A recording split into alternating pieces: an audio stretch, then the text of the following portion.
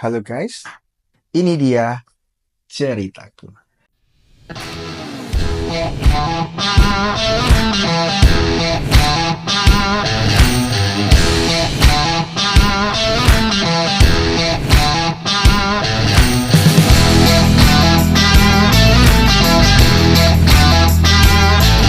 Oke semuanya, jadi kita lanjut ke part 2 ya. Kemarin kan kita sudah lanjut sampai di part 1. Nah, ini kita mau lanjut di part 2. Nah, di part 2 ini kita mau sharing tentang yang kemana aku sharingkan. Jadi setelah akhirnya aku memberanikan diri ya untuk buka sebuah kantor. Nah, itu namanya Dilkam Property. Nah, ini banyak kesaksian ya, seru juga. Jadi di Dilkam Property ini awalnya saya buka di Maret 2024, yaitu baru kemarin. Nah, ini agak seru juga ya pembukaannya, karena di pembukaan ini banyak sekali, ada yang marketing yang mungkin tetap mau follow aku, ada juga yang enggak gitu ya. Tapi nggak apa-apa, itu kan semua kan biasa ya di properti.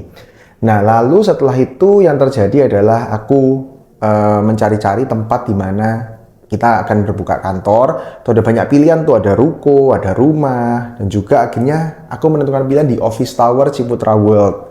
Kenapa? Karena memang harapanku tuh aku pengen punya kantor yang isinya anak muda, dan aku belajar dari juga bisnis asuransi bahwa anak muda itu sukanya di tempat yang banyak keramaian, di pusat kota yang dekat sama mall, dekat sama kafe gitu ya. Karena katanya kan anak muda sukanya kan kalau kerja itu ada kafenya gitu, atau ada tempat untuk fun-nya atau wifi atau kayak gitu-gitu lah ya. Jadi mereka butuh refreshing 2 jam kerja, 2 jam mereka nonton kayak gitu. Akhirnya saya menentukan tempat di Office Tower Ciputra World. Awalnya ini juga lucu karena awalnya aku tidak kepikiran ini, tapi tiba-tiba ada klien, di mana klien itu juga tidak terlalu memberikan harga yang mahal, tapi ya cukup oke lah ya, cukup oke. Standarnya dengan kayak kita ruko-ruko di pinggir jalan dan lain-lain masih oke, masih sama. Karena by the way service charge di Office Tower itu memang cukup lebih mahal gitu ya, tapi dengan tambahan service charge dan sewanya itu bisa kurang lebih sama lah ya. Nah, akhirnya saya buka 1018 tuh di unit 1018 Ciputra World ya, Office Tower. Nah, waktu itu kita kan saya sewa Maret ya, itu tapi ternyata waktu kita benak-benakin dan sebagainya, saya rencananya 1 bulan, ternyata itu sampai hampir Juni baru saya buka, Juni 20 gitu ya, 20 Juni 2024 itu baru kantornya bisa. Jadi selama kita nggak ada kantor itu kita meetingnya di IKEA, meetingnya di food court gitu ya. Tapi it's okay, di sini saya melihat orang-orang yang mau support saya secara asli maupun orang-orang yang hanya support saya ala kadarnya gitu ya. Di momen ini akhirnya pertambahan tuh terjadi, pertumbuhan dari marketing yang mungkin 8 sampai 10 marketing anak muda itu grow sampai around 20 gitu ya.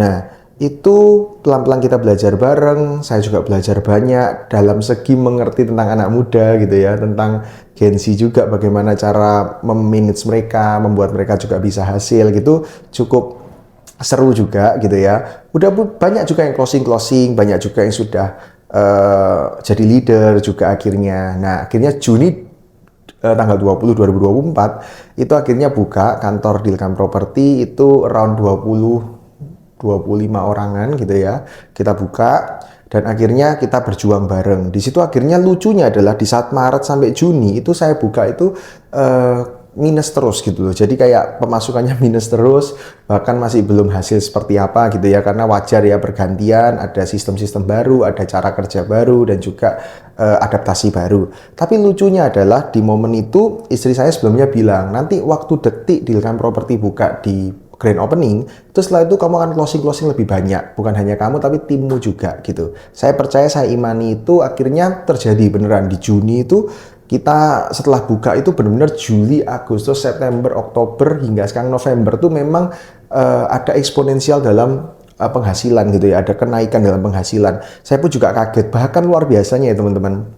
Kita bahkan ke kampus-kampus itu dengan hikmat juga, kita bisa dapat entrance ke kampus-kampus UC, Ubaya gitu ya. Kita masuk ke situ untuk bisa membuka rekrutmen gitu ya.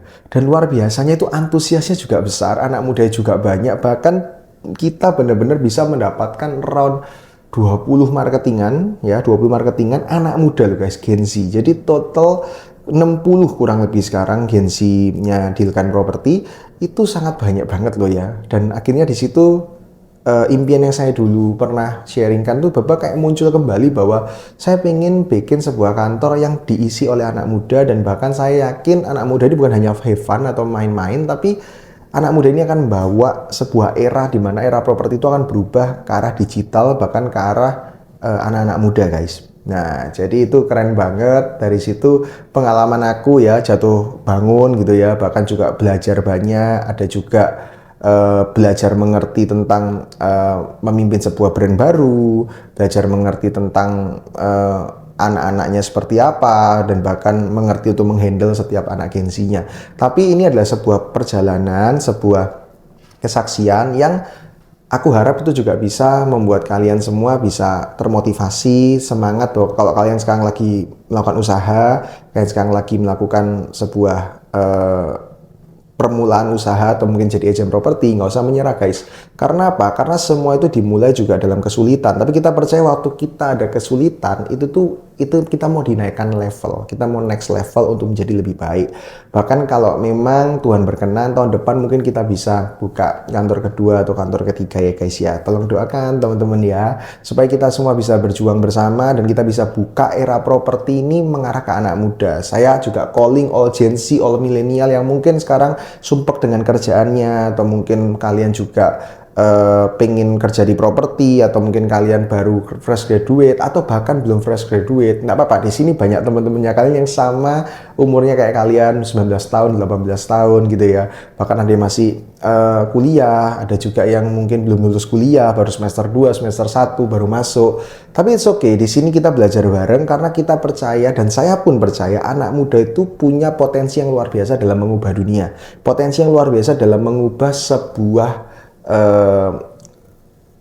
pekerjaan menjadi lebih maju gitu ya. Karena kita juga tahu wakil presiden kita Bapak Raka Gibran ya, Gibran Raka Buming Raka itu juga anak muda ya, dan dia berharap akan menciptakan generasi emas di 2045. Saya pun yakin, saya selaras dan sevisi dengan beliau, bahwa saya juga yakin bahwa nanti Dealkan Property juga akan mengarah ke generasi emas. Karena saya percaya saat generasi emas terjadi, itu akan banyak investasi dari luar negeri, akan banyak orang-orang mau investasi gitu ya. Dan itu pasti arahnya larinya ke anak muda, bahkan ke digital. Jadi Dealkan Property di sini bukan hanya tentang sebuah kantor yang cuma keren-kerenan, tapi di sini kita belajar tentang digital marketing, kita belajar tentang personal branding, kita pun juga belajar tentang bagaimana cara kita membangun every person itu bukan hanya tentang jualan, tapi kita membangun every person tuh ke arah entrepreneur. Karena kembali lagi ya, visi kita adalah creating billionaires, dan misi kita adalah 300 powerful local office guys. Jadi ini sungguh keren ya. Banyak sih kejadian-kejadian, kayak contoh kejadian-kejadian di Dealkan Property yang sungguh seru adalah kayak contoh perjodohan, percintaan gitu, itu terjadi gitu ya di sini. Dan juga ada juga terjadi tentang mungkin kayak, karena kita kantor properti biasanya kan kalau kita mau have fun kan makan ya, tapi di sini lain, kita ada kayak mungkin badminton bareng, kita mungkin ada basket bareng, ada hiking bareng, kita ada mungkin nge-gym bareng, agak unik ya. Tapi bagiku adalah aku pun juga belajar tentang memimpin sebuah generasi Gen Z ini, dan aku percaya generasi ini adalah generasi yang akan memberikan jawaban. Cuma mereka hanya butuh seorang leader yang percaya dengan mereka, dan mereka hanya butuh sebuah alasan dan tujuan yang tepat membuat mereka itu melangkah guys. Jadi buat Gen Z, boleh kamu bisa hubungi dealkan.id, bisa dilihat di Instagram kita, di YouTube kita, atau di TikTok kita. Kalian bisa lihat, kalian bisa coba DM, atau mau ketemu dulu sama teman-teman boleh juga. Karena kita di sini bukan hanya sebuah kantor, tapi di sini kita sebuah kegerakan di mana kita akan mengarah ke era properti berikutnya, itu era properti isinya anak muda. Jadi kita the first property agent yang isinya anak-anak muda guys. Gitu aja ya guys ya. Nanti kita akan lanjut dengan part-part berikutnya, pembahasan-pembahasan berikutnya. Aku berharap ceritaku ini bisa menginspirasi kamu semua. Jangan lupa follow, subscribe, like, dan juga komen, serta share ke teman-teman kalian semua supaya banyak teman-teman kalian juga mendapatkan insight yang sama guys. Dan juga ini yang seperti tadi aku bilang, follow Instagramku juga, follow TikTokku juga supaya kalian juga tahu update-update tentang properti maupun update-update tentang dunia properti ya guys. Oke guys, bye bye, thank you.